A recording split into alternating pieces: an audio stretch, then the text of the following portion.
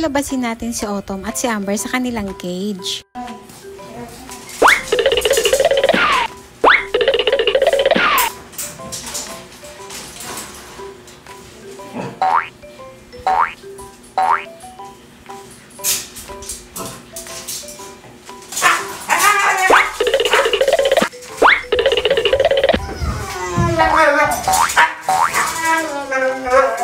Wait lang, boy. Wait lang, boy. Lalabas ka din. Okay lang ka dyan, babies? Nakakumot pa.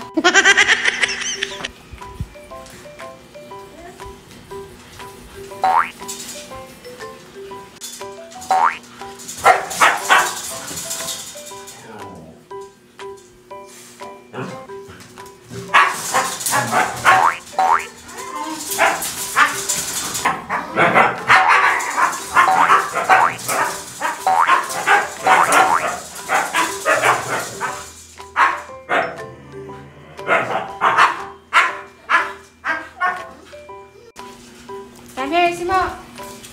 Aqua. Aqua. Come here. Aquarius. Aqua.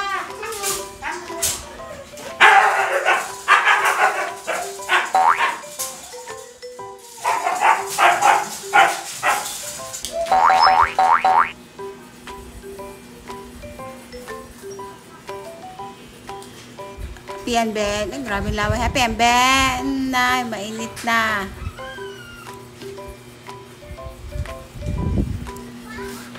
Bongga. Happy and Ben. Happy and Ben. Amber tot mabantot. Cheers. Amber tot mabantot. Uy. Amber tot taba chung chung. Taba chung chung ka na, bi. Mataba ka na, ha? Mas mataba ka na kay Punoy-Punoy. Ha? Ha? Taba chuy na. Taba chung chung, taba chung. Mataba na ang ating Amber tot.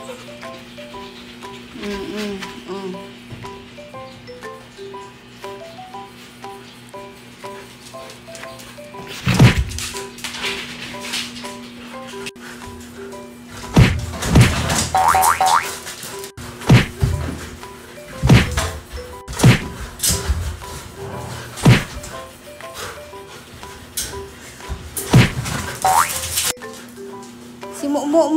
Yung dalawa.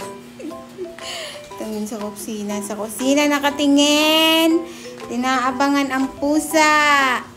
Wakwang. Abang-abang ang pusa. Wakwang.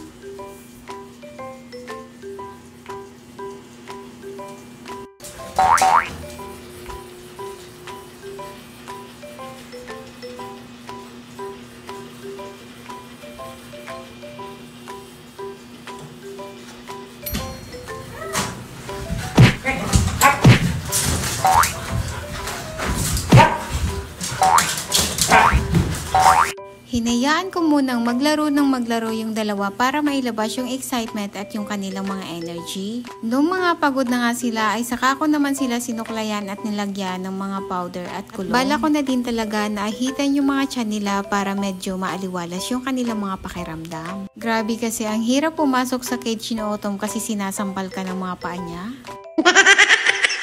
Hindi ko alam dito kay Aquarius o kay Autumn kung sino yung mas malaki sa kanila.